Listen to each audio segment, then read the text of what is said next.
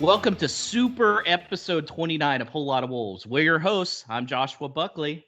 And I'm Paul LePage. And we have a super regular Whole Lot of Wolves contributor that's come back this week. It's Justin Buznedo from the Super Tennessee Wolves. How's it going, Justin?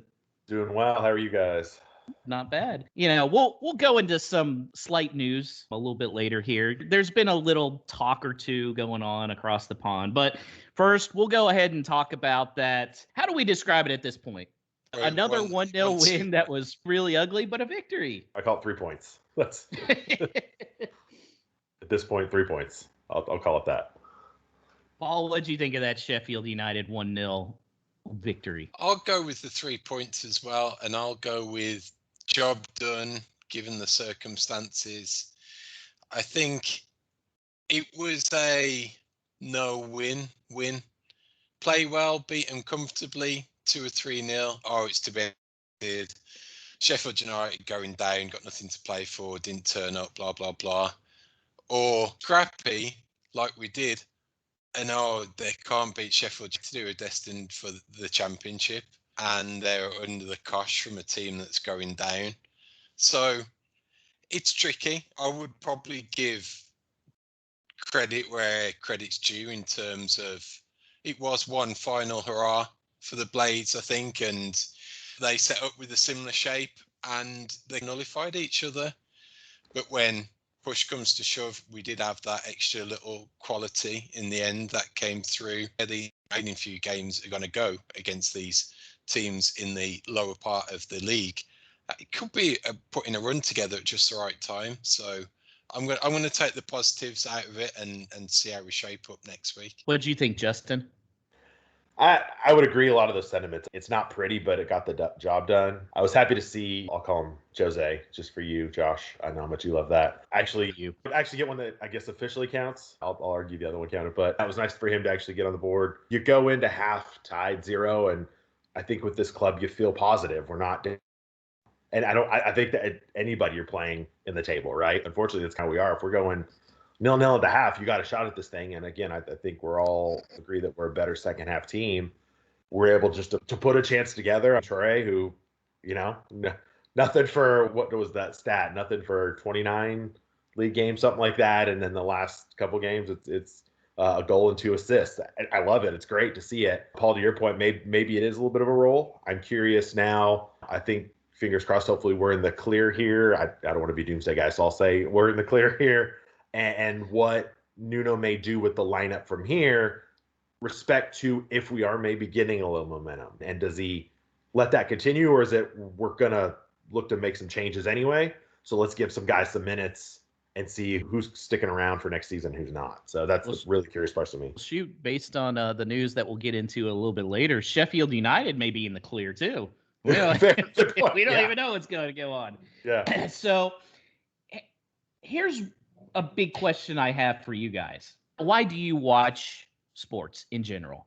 Do you watch it to be entertained, or do you like it to just have the feeling of something that you follow giving you that thrill of victory? Because right now it's two different things, especially when it comes to Wolves. It's, yes, they're getting these 3 points, which are super important. And I think we all know that better days are ahead for the club. But can you say that, boy, by the end of that game, you're like, I'm so glad I woke up early or planned my day around. I was getting vaccinated Saturday. I was literally sitting at the vaccination center watching the game. But it's one of those deals that, do you really feel like it was worth it after watching that game? It's a tough question, I know. I'll throw a little bit back. I'll say this year for sure, because of what we missed. It's still weird, no fans and that type of stuff, but it's watching the game, which is just fun to me. I think, I'll give the joke answer. Why do I watch sports? Because I torture myself. But I just enjoy watching anyway, right? Whether it's Wolves or even another match that's on, it's just entertaining. But I think this year has brought out the appreciation to watch more, even in the situation of middle of the table, wherever they're going to finish up. We're not competing. We're not going to make it to a Champions League or something like that. And Fortunately, we're not going to get relegated, right? So you don't have that pressure. If we were closer to that now, I would be much more stressful about it. So it's just enjoyment to watch. I don't mind that it's early. I don't mind it's in the middle of the afternoon. But I think that's in perspective to the last 14, 15 months. If it was not that, I'd still enjoy it, but it may feel a little different. I don't know. For me, I don't know how you guys feel. I'm the win at all costs kind of guy when it comes to sport over entertainment, that I want us to be the best, and I don't really care how it comes about. I'd rather win 1-0 than go out all guns blazing and lose 4-3.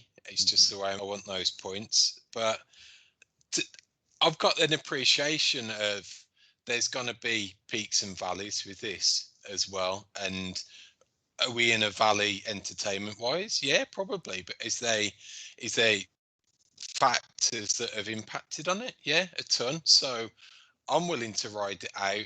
Nuno and his management team and the bulk of the players, they've certainly got enough credit in my bank that I'm going to give them the benefit of the doubt to get through this crappy season and see what the close season brings and onwards. And I feel that's, in some respects, that's why there's often such a clamour for 4-2-3-1 and try the kids and stuff like that, which now I think's fair. But even ahead of Saturday, I still impression that Nuno just wanted to batten down the hatches, trust his generals, play in a formation that are all comfortable with, and get the win.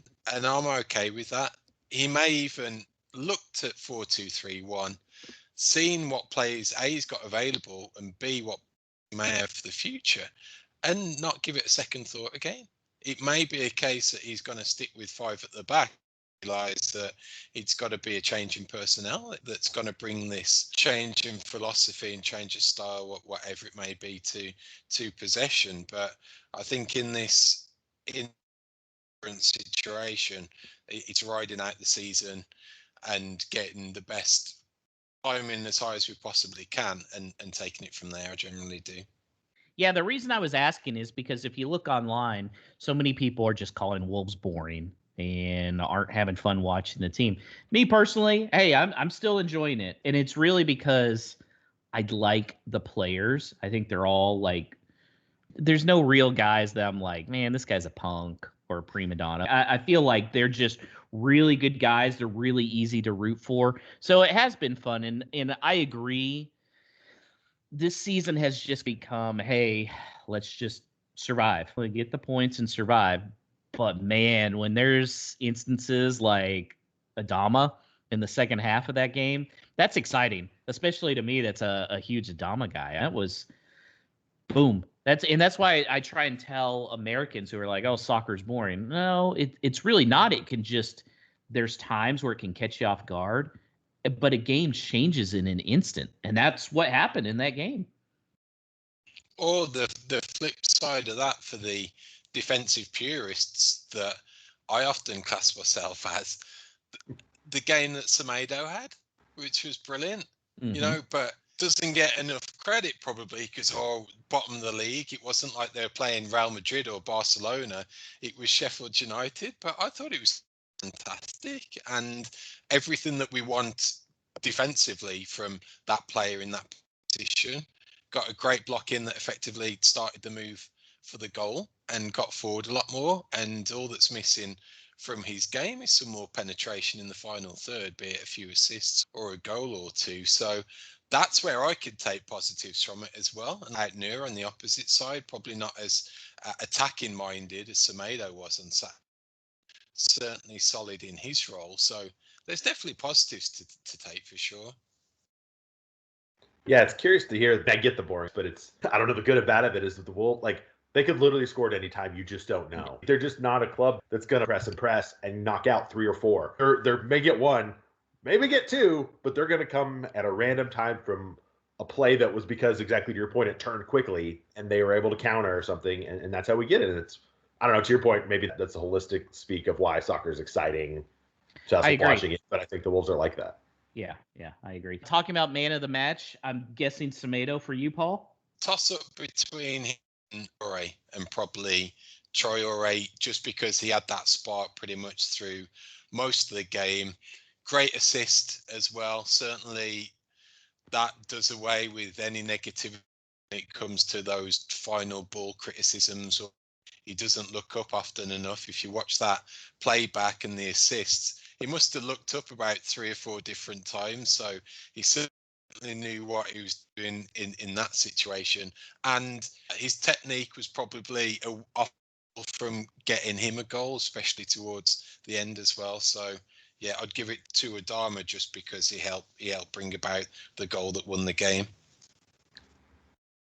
Yeah, I'd say Chari too. I'm with you. I'm a big Adama fan, and when he's making things happen, not that he doesn't, but just to your point, I think you could see the confidence coming in him. And we've talked about it. It's if you feel like it's been building and building, and I think Nuno's felt that, and we've talked about how Nuno's pulled him on the side and talked to him. We've seen that stuff on camera a little bit, so I'm sure it's exponentially more. But yeah, he's still just that spark, and it can turn like what we've seen the last couple of matches. He's been the difference in it. And yeah, the way he played today, and he was still just that energy that he has bringing, especially with confidence. He was certainly the man of the match for me. I'm actually going to go a little outside the box. Willie Bally was my man of the match. I thought he did a tremendous job back there. And look, Sheffield had a couple chances, and the line stood tall, so that was really good. So speaking of Adama, I saw this on Wolves' blog, and I couldn't have agreed more with what they said. They were basically like, hey, this was a dull performance, except for Adama, who was going. And he's going to have 2 years on his contract after this.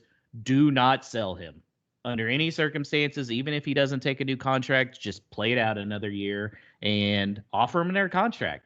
Pay the guy. He's so unique, and it's just a matter. I think now we're seeing if guys are in the right positions like Raul used to be, he can make things happen. To that point as well, I think you saw a few more times on Saturday that they were looking to play to Traore's strength in putting it through the channels for him to run onto. And that's not been seen a whole ton this year, whether it's down to that build-up play that's missing because Raul doesn't get so deep to set those moves up and pull some of the defenders out of position to create that space for Traore. I'd imagine that factors into it somewhat. But there was good 2 or 3 times when that ball was put through for him to run onto, rather than passing it him deep and he's compact and there's 2 or 3 guys quickly around him. Definitely it was playing more to his strengths. And when you do that on his day, there's no one in world football like him. So play to those strengths, give him a free rein. I'm entirely with you guys and those comments on that blog that he's one in a million, and especially with the likes of Neto out for a certain length of time, then regardless, let's just stay with him. Yeah, we think we have trouble scoring now if we get rid of him. I don't find it a coincidence that Raul being out and Adama's zeros on the board for a long time. The two of them were building up such good chemistry, I feel like, last year. And it hadn't fully developed, I think, this year. But I thought that was something that was really going to continue. And obviously with him, the transfer talk comes up so heavy. But I didn't want to lose Jota, but I would have hurt more if Adama would have gone instead of Jota, I think. I agree. Who knows what the club would have been, but I'm with you. I think having another piece for him, he could be good solo, and we've seen it. I still think he lacks some confidence in taking that shot, just that one turn. There were a couple times early on, I think, in the match. He got one right at the top of the box, and he looked to pass out on it. And I think it could have been just a one-shot go. Somebody who's a bit more just takes that initial. But if he has that second piece with him, to your point, it's a magic thing that can happen.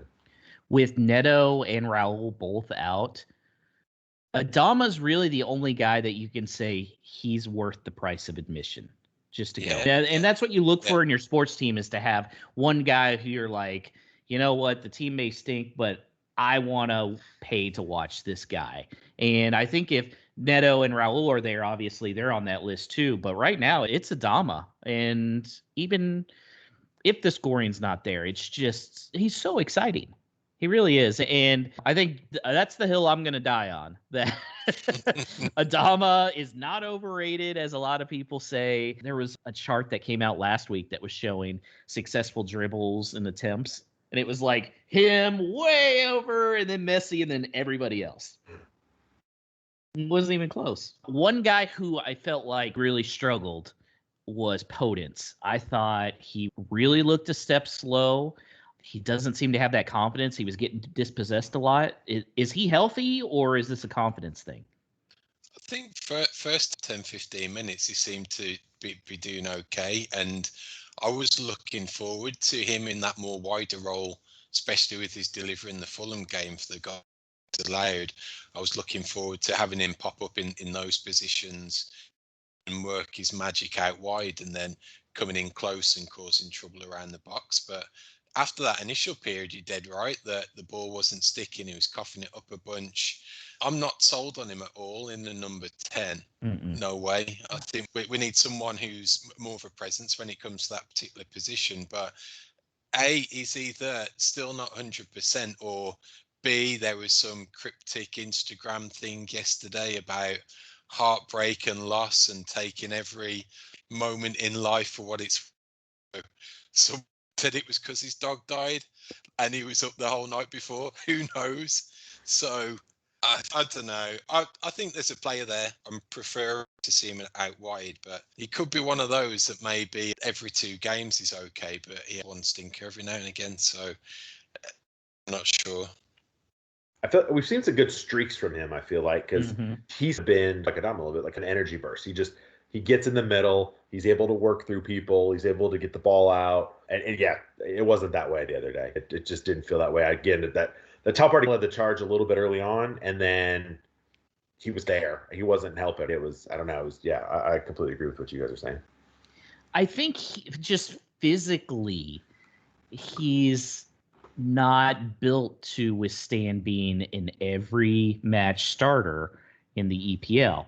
I feel like, yeah, he's somebody that can start on occasion. I don't think he needs to be starting in the middle because guys are just pushing him around bigger because he's going against center backs and defensive mids who are just a ton bigger than him and can really push him off. I feel like he'd be much better used in a substitute role on the outside, or somebody that can start to give Neto or Adama some rest. I think that's ultimately what his best position would be. I get why Nuno tried to use him and Neto and Adama up there because you look at it and say, okay, that's probably our 3 fastest guys. Let's find a way to get him on the field. But it's not going to work with him at a number 10. And really, I don't think any 3 of those guys would work as a number 10. That's got to be a big thing.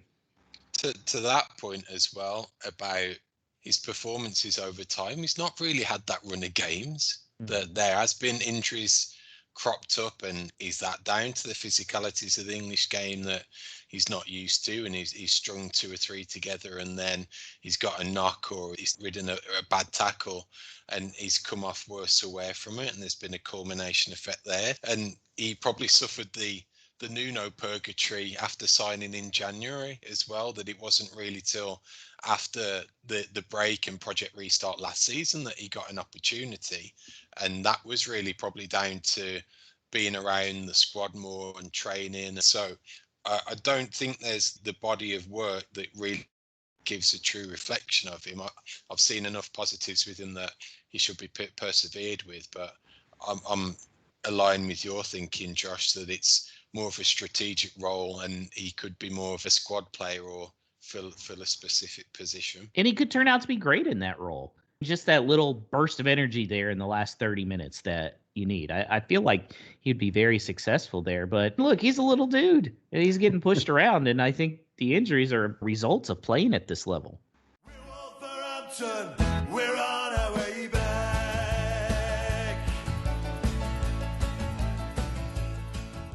Let's go ahead and look into this weekend's game, which is going to be against Burnley on Sunday. Good news. It's a Sunday game. Bad news. It's at 7 a.m. Eastern time. That's 6 a.m. for us, Paul. And sorry, guys, on the West Coast, that's 4 a.m. for y'all. Are you ready to wake up early for that? It's not the type of fixture that you're rushing to get out of bed. I'm going to bring up again. Do you watch sports to be entertained? Because is this one going to be that Exactly. All of us on this podcast will be up with our black coffees watching. Yeah. So there you go. I think it's one for me that it's going to summarize the season in one game. It's either going to be a Wolves 1-0 win, or it's going to horrendous 1-1 draw against Burnley that we seem to have every season. I'll get somewhat excited of how we can close it out if we do actually go and beat, because I've rarely seen it. So come on, Wolves, put a force shut up on Sunday. Let's see what you've got.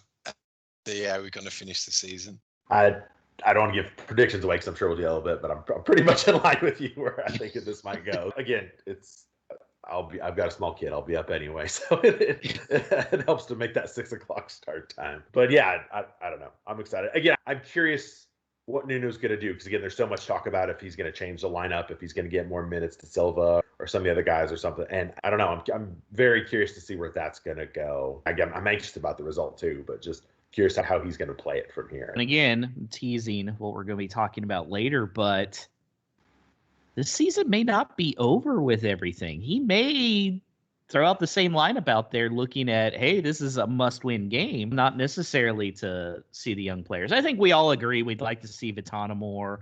We'd like to see Silver more. I'd really like to see Kilman to see how he looks in the back four when he's not playing left back. So I would like to see that, but I wouldn't be shocked if we see the exact same lineup that we saw this last weekend.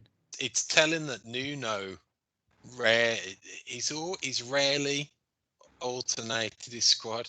The most damning one this season was the Southampton Cup game, and look how that turned. Oh God. So I think he's more inclined to stick with what he knows, and even to the extent of the Silva versus Willian debate, you still got to understand that isn't really the role that we're expecting Silva to do, even when it comes to starting these games. Maybe, yeah, towards the end of the season you get a look in, but I'm not too disappointed if he's getting 20 or 30 minutes here and there, and that's the way that he's building up his particular minutes. I'd rather have him that and build his confidence up that way and see what he can do with those flashes, rather than put the pressure on him again and say, hey kid, you're starting, and boom, it's all back on you, and if we're not scoring in the first half, then we're potentially screwed. So at the moment, I'm okay. I think the likes of Vitana and Outnur have signed, they've done deals regardless. I think Vitana's just heir apparent to Moutinho. So we'll see these players, and if it's a 20-30 minute cameo, 60th minute, he brings on 3 subs, and that's the way that we might have to see it through the end of the season. I'm okay if it's those types of attacking players that we see a little more of. It's a good point, the contract aspect of that, because of obviously what they've committed to with Silva versus Jose, and trying to understand where to go from there. So I think that's an interesting point. And then, yeah, of course, if Silva plays 90 plus, we're going to hear how much he costs if he doesn't score. There's an over-under bet for you there. So that's going to pop up. So no, that would make sense to me if he did that too. Again, that's part of why I'm curious what's gonna be our starting bunch. And so far, as a body of work, you wouldn't sign him, but there's still a few more games to see what Willian's capable of. And that was a flash on Saturday, and it was a good goal ruled out against Fulham. So let's give him till the end of the season as well, because if he puts 3 or 4 away, it turns into a good loan. And if his market value is anywhere in the £20 million mark, is that good comparable to likes of Vinicius at Spurs, who's apparently available, who's younger? Is he potentially available to come in as that second striker? Or do they want to stick with someone like Willian, who they've seen and they know, and they've got that body of work that they know could team in this squad? It could be value that we're not seeing yet. Who do you think is going to be the key player for the game? All thinking. I'm going to keep that. Praise and that backing of Willian going. That if we've got a type of player, he's the one who's going to score against Burnley. And it's going to be his time his time to shine again. I don't know if it's because as you were saying that, I was like literally thinking the exact same thing too. Because if the minutes he gets, this is an opportunity for him to put one or two away. It's a club he's gonna get chances. Can he finish? And that's gonna be a tell of the tape with it, especially as it comes to a close on the season in a club that they should theoretically beat. So yeah, I'm actually right in line with you. I think that makes sense. Do we know who the referee is this weekend? Because that's going to be my player of the game. Because it's Burnley and it's Wolves. Yeah. If it's Mike Dean, just get ready, folks. It's going to be like 80 yellows. It could come down to that that it's who can kick each other the hardest up in the air, and it probably comes down to a crappy penalty that's really dubious and VAR still gives it. So yeah, that's where the negativity comes back into it. That never happens. Yeah, so little interesting stat here.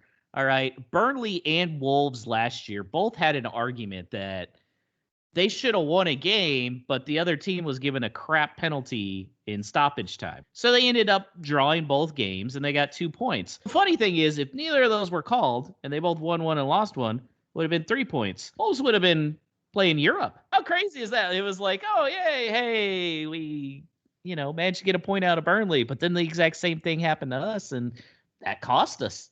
I don't know if we have a show long enough to talk about the number of points that we lost last year that would have put us in Europe. That's certainly not the only instance of that. The tweets that came out after every match of what points lost due to VAR or whatever it was. Yeah. Thankfully, VAR didn't play into effect this last time, at least negatively for us. Right. Yeah, there you go. So let's hear predictions then. I'm going to let Justin go first. Me? Okay. I like I said earlier, I was in line with Paul. I was thinking about it today, and I think a 1-1, they'll get something 30th, 40th, and we'll pull something 60th, 70th to equalize, and that's where we'll land, and we'll walk away with a point. That's where I think it's going.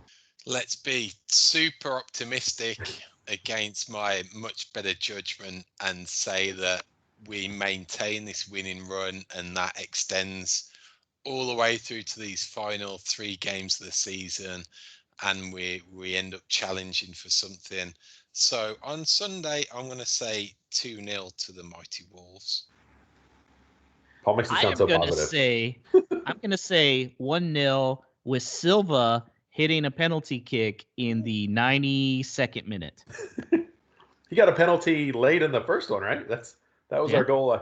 Yeah. And that's what happened. Somebody's got to channel the spirit of Doherty and give up just a stupid penalty in the box, whether it's going to be them or it's going to be Semedo for us. Don't jinx him. That's why I'm saying 1-0. I think Fabio will come out the hero, but it's going to be about negatively positive. Yeah. Yes. I think that is the perfect motto for this season. Parado, así está Venezuela. Las indicaciones de Dudamel, roba Hurtado y a correr. Se va el tanque Hurtado.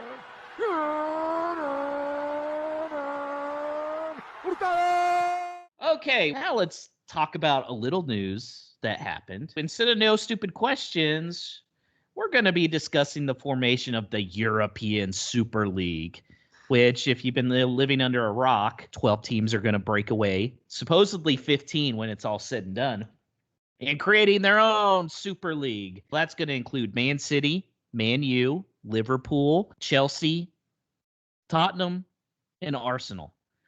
Now, they're saying it's going to be a midweek game, so, hey, we're just going to play the EPL on the weekends, play Super League in the midweek.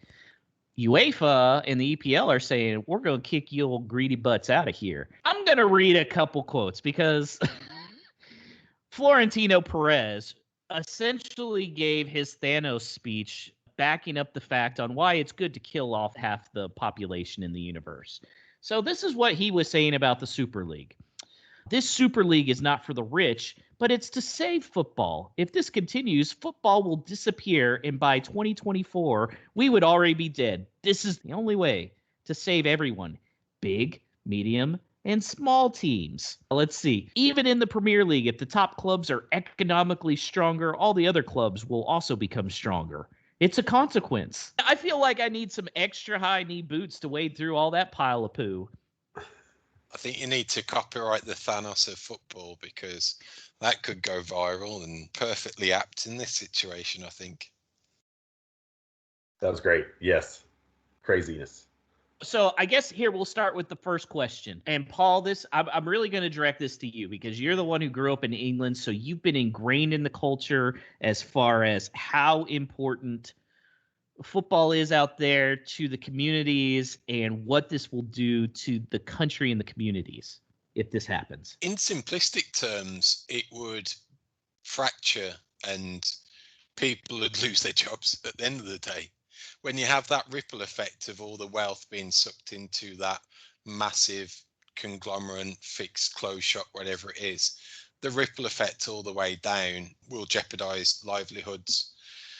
And every fabric of it is just totally alien to the way that the league was formed way back when in the 1800s.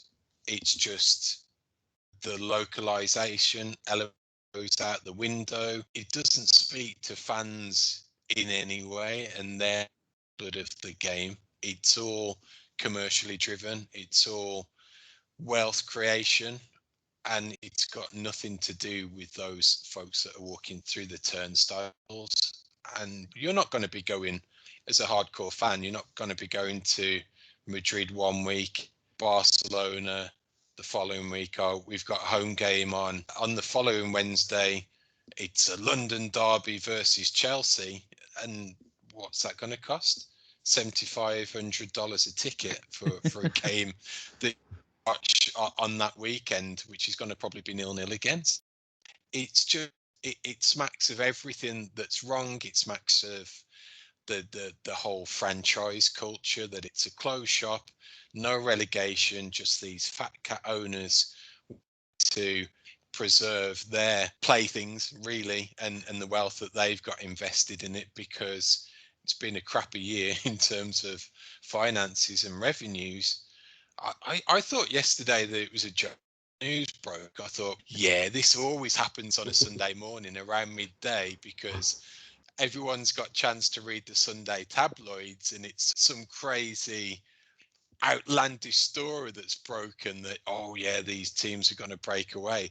And then that's what actually happened. Yeah. And it's all been done behind closed doors, the smoke and mirror in the middle of a global pandemic, when one of their team lays off their freaking dinosaur mascot, yet you're negotiating for a $3.5 billion deal with all of these other clubs in the same. It's just, my God. Is the mascot going to get his job back under this? That could be the one thing that makes me buy into the Super League.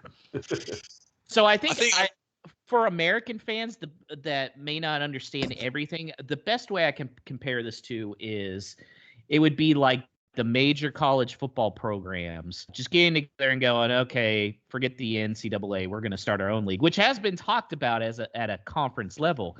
The only difference is, I think if the college football teams did it, they'd be pretty upfront that we're doing this for the money and we'll actually be able to pay the players. Whereas these bozos are actually trying to be like, no, look, see, this is actually helping everybody else. Here's another just fantastic quote by Florentino Perez, who's in charge of this fiasco. It will become like a pyramid because we big clubs will have more money and we'll be able to invest it by buying players. If the big clubs lose their money, as is happening, the whole football system crashes, as with the Champions League. So basically, we're going to throw you some extra money and we'll make it so you guys don't have any good players, but we can afford everybody now.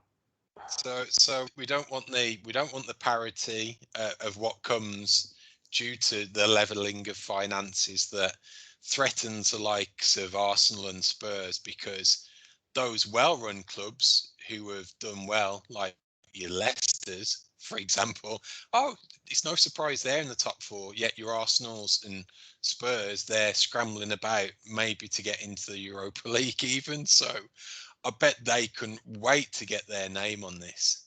Oh, yeah. And we're not just picking on the English teams here. Aren't Juve something like 4th in Serie A this year? Mhm. And it's just that scramble just to get in there and shut the door before anything else can happen that knocks this perceived status. Tottenham haven't won anything in years, yet they're somehow included in this. It's just Yeah, saw somebody 350 million just for signing up. Yeah, okay, sign me up. Sign me up. I saw somebody tweet that like it was even a Spurs fan that said we only got in this because of our stadium. Like Yeah. they were talking about this 10 years ago, and that's when we signed the deal for the stadium. That's why we got, and it was a Spurs fan saying that. I was like, checks out. yeah. And of course, Spurs use this as a great opportunity. We're getting criticized. Let's just fire the manager. That'll deflect. Yeah. So now here is the one thing. Okay, before I get to that, Paul, do you agree that these 6 teams should be banned from the EPL? I don't think it's going to get that far that will create a situation that they need to be banned. I think that there's going to be enough outpouring and enough tightening of the shackles that it's going to kill it. That's my hope. My only worry there is it a downward spiral anyway, that it might not have this current format that's been proposed, but it certainly tells us all that this stuff's been going on.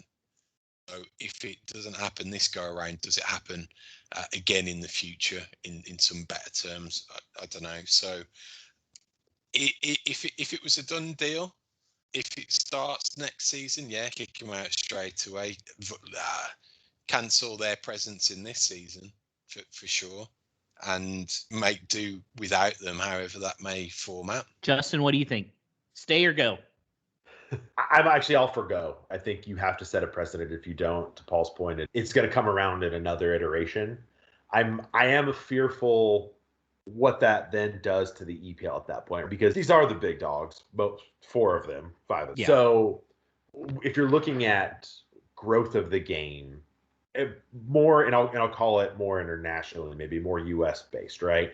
Even so, maybe I'm really narrowing into that niche, but if you have the cities and the Uniteds and those clubs, those are a name people gravitate. They have for a long time through friends, through association, through where you grew up, whatever it is. But those are part of the clubs that have helped grow it because they've gotten so big. It's if you want to relate it the other way, it's the Cowboys maybe. If you're looking at NFL in Europe or something like that, it's that type of thing. So if that's taken out, what does that do? I think it's cool if 6 other clubs get bumped and it creates that competitive spirit.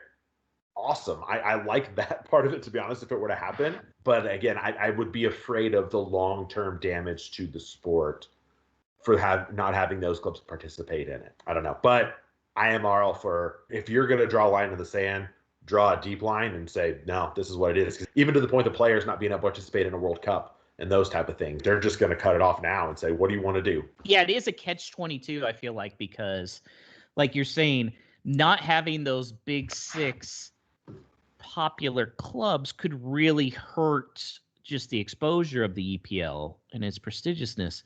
But at the same time, they were already playing on a different playing field with the amount of money they had. Now you're talking about all of this money. Like, the only way you could possibly make it competitive for all these other teams is if you had some kind of salary cap, which they ain't ever happening over there. As it is right now, the top 6 are always like in contention right there. But if they're getting all this money too, they're definitely going to be up there. And so us as Wolves fans can look and go, maybe if we're lucky, we can get to 5th. Maybe. Yeah, they're just going to poach, right? It can't exist if you've got that unfair influx of money for a handful of specifically picked out teams. That it can't work in any way like that. And what's the alternatives if they do go? You only sign players within that 15, or even my fear of the threat that players of those clubs won't be allowed to play in a World Cup.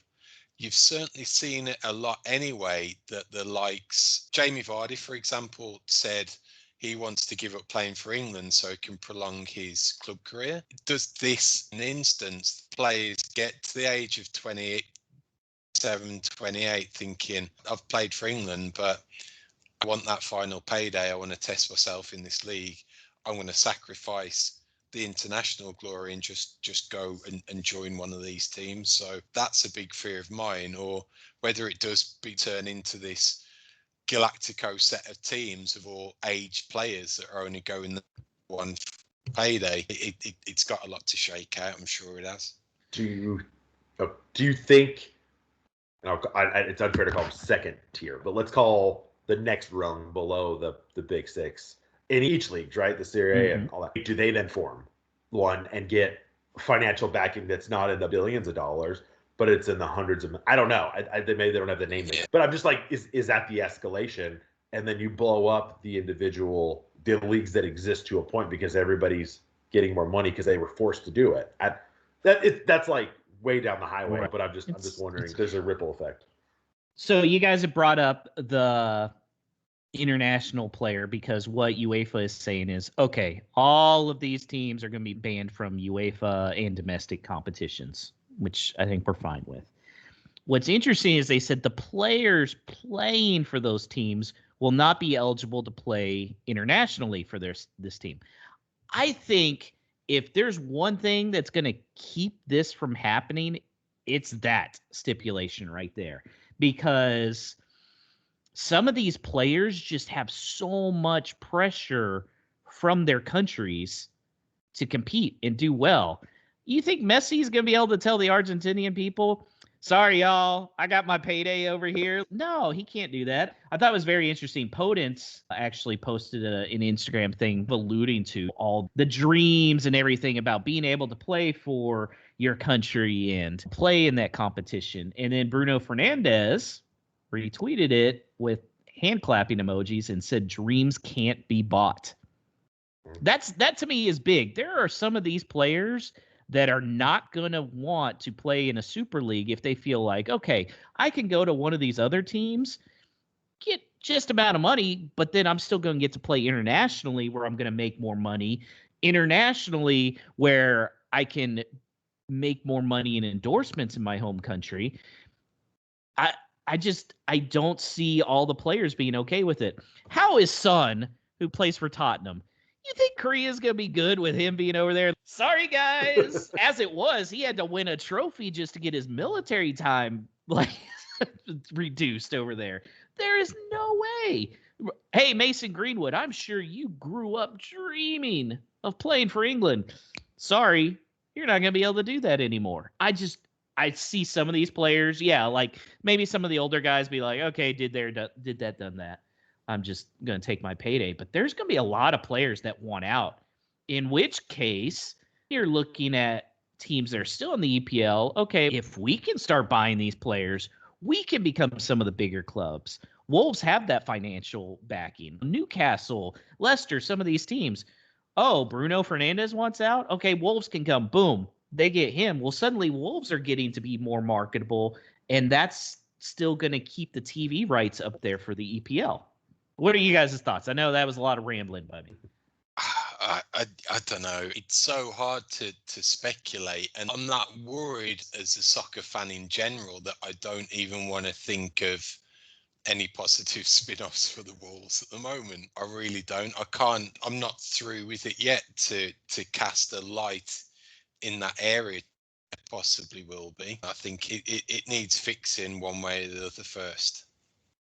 Yeah, I'm with you. I think if there's something that's going to break this, it's that. To be mean about it, I was thinking about, though, because they're talking about the American players, and I was like, U.S. has to qualify for a World Cup for this to apply first. Hey. Yeah, it's true. Yeah, sorry. But I seriously, I think that's the part of it. These guys, it's been so negative.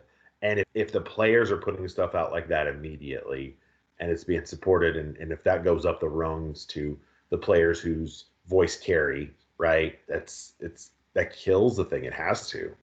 Like, at least in this, again, to Paul's point earlier, this capacity. If they try to get in 2 years in a different way that we've worked with UEFA or we've worked with whoever, I don't know. But, yeah, I think it's a deal breaker if these guys are going to not get to play. Look at Christian Pulisic and Weston McKennie. Pulisic for Chelsea, Weston McKennie for Juventus, and then the Sergino Dest. some of those guys.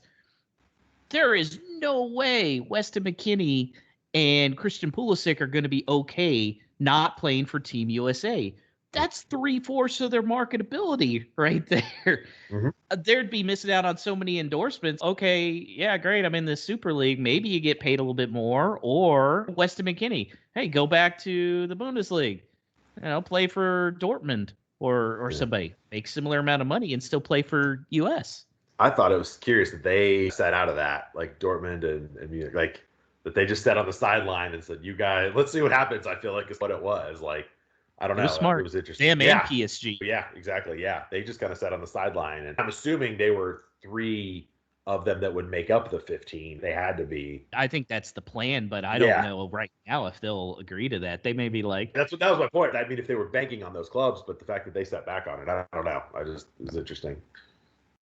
That just gives me the impression that it was somewhat rushed and cobbled together, that they couldn't even get a set 15 down. That you've had some flux there that we did actually want PSG or Bayern, yet they've got cold feet or they're worried about how it's going to play out, so they don't want to commit, and all of a sudden it's these 12 teams and 3 others that are going to be announced at a later date. That just smacks to me of somewhat of a rush job and it not being fully formed, and I hope it helps it crash and burn, or one of those 3 come out with a really strong statement, if it's a PSG or a Bayern, saying they don't want anything to do with it, never will do in this format. Hopefully it's a strong instructions from one of those teams that have got a significant profile that could throw a lot of weight around. I think the telling player that we need to watch with all this is Messi, because Messi's contract with FC Barcelona is up at the end of this season. We know that love-hate relationship with him and the Argentinian people. Like, he gets so frustrated because there's so much pressure on him, but man, he wants to live up to it. If he re-signs for Barcelona and he's okay with not playing for Argentina ever again, okay, then I'm going to stand corrected on what a lot of these players think. But if he goes somewhere to a lesser club or MLS so he can play internationally, still be making good money, he comes over here, that'll be the telling sign right there. That'll be the big indicator as far as if that league's going to survive. And some of these guys with long contracts, I feel bad for them because the clubs aren't going to let them all go. We saw that with a lot of players. They're just stuck there. How long was what's his face for Arsenal on the team? Yeah. He was over there collecting a paycheck forever. So much so he had to pay for the dinosaur. So, yeah. I tell you who is going to be watching this intently, though, is MLS. Because you want to make your league suddenly look really good to people. You start watching to see if some of these players want to leave the Super League so they can keep international. You know what? We can find the TV money to make this worth you guys. Advertising money. Come on over. Especially some of those older guys like Ronaldo and Messi. Come on, guys. Let's do this. One final question. If the Super League came and asked Wolves to be one of those 15 members, would you say yes?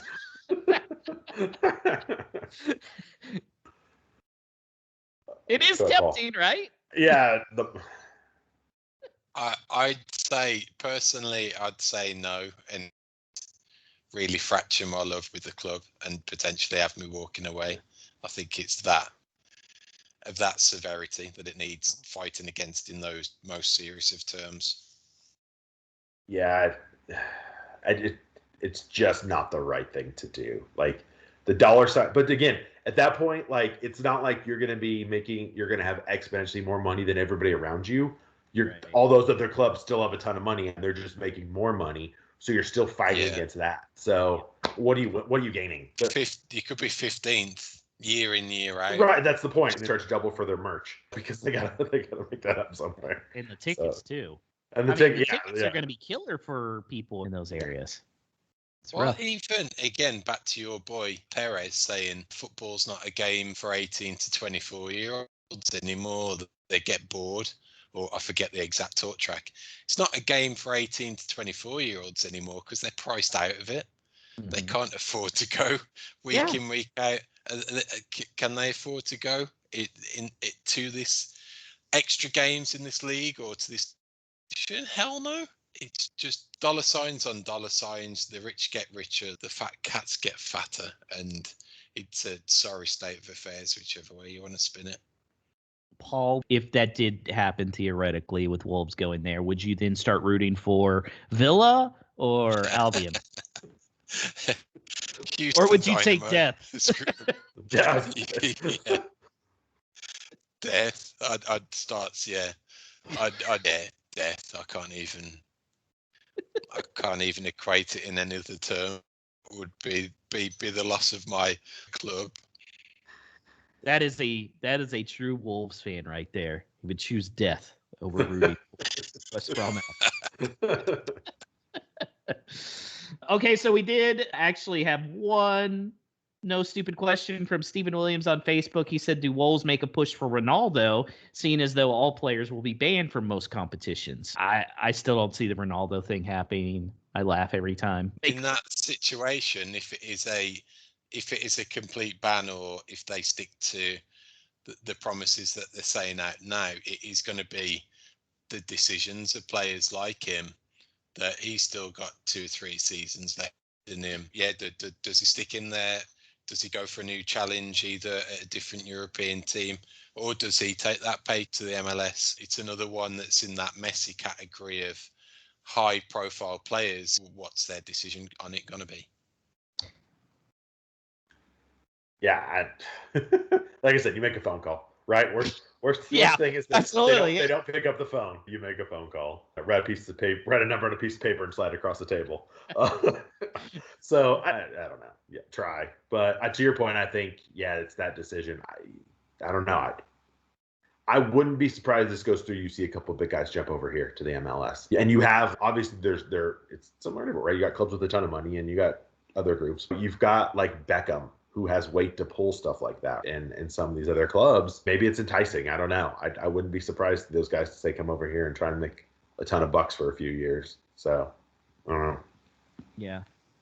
It would be interesting because I did almost see Zlatan kill one of his teammates when he was playing against the Dynamo out here. So I would love to see Ronaldo the first time, like, his teammates go the wrong direction. Paul, what would be the first building to burn down in the celebration riots if Ronaldo signed with Wolves? They'd be partying on the streets of Wolverhampton for sure. Which one would they overcome? That's a good one. Wolverhampton's kind of run down as it is, so they might do some damage to a fair few places and not realise anything that's happened. So this is one that's got to be lost on the bulk of our listeners, but those that are listening back in the Midlands, they got to trash the old Beatties building, which used to be a famous high street clothing store and kind of general, like a JC Penney's, but a little bit more. But that took a prominent place on one of Wolverhampton's main high streets, so I think they'll trash that building. Folks, be sure to subscribe to Whole Lot of Wolves, because this is the hard-hitting material we cover right here on this podcast. Okay, Paul, what kind of social shout-outs do we have? We've had a couple this week. It's the part of the show, listeners, where we hear how far and wide Whole Lot of Wolves goes world each week. So let us know either on our Twitter, Facebook, or email. Alex Wilson has used Twitter to let us know that he's in Northern Virginia. And I think looking at Wolves USA group this past weekend, him and some other guys had a meetup for the game on Saturday. So let us know how that went, Alex, and whether you or any of the others in that group ever want to come and guest on this podcast, you'd be more than welcome. Also, Wolfman Jeff, he's done his thing on Twitter again this evening, telling us that he's in a state just west of Georgia. So my geography is not the best when it comes to this. So I'm going to take a stab at Wales. Is that close, guys, or am I a little Is west? Wales known for being the capital of college football? No. Because if yes, then you're correct. The capital of sheep and lamb. And we have to say, Wolfman Jeff, he's not just in Alabama. He's on the porch in Alabama. That's right. That's where. accurately where that comes into it. So thanks for getting in touch, Wolfman Jeff. Okay, so Justin, it's time to go on this week's podcast. So can you share a reminder on how listeners can get in touch with you in Tennessee Wolves? Yeah, thank you. Email's best, tenwolves@gmail.com, like Tennessee, tennwolves@gmail. Again, if you're interested, reach out. And if you're just passing through or a supporter, we've had a couple of those from other areas and stuff, other groups, just reach out if you're going to be in the area. It'd be great to meet up and chat with you and meet. So please do. Listeners, thanks for your continued support. If you're picking us up for the first time, please hit that subscribe button, like the podcast, share it, give us a 5-star review on your podcast listening platform of choice, because this helps us ever such a lot with getting our exposure out there. We'll be back next week to review everything from the slobber knocker that promises to be the Burnley game, and then the countdown will be on to the revenge mission at the Hawthorns. That's the return fixture versus West Brom, slated for that first weekend in May. So in the meantime, continue to stay safe out there. Look after you and your pack. In Nuno we trust, and up the Wolves.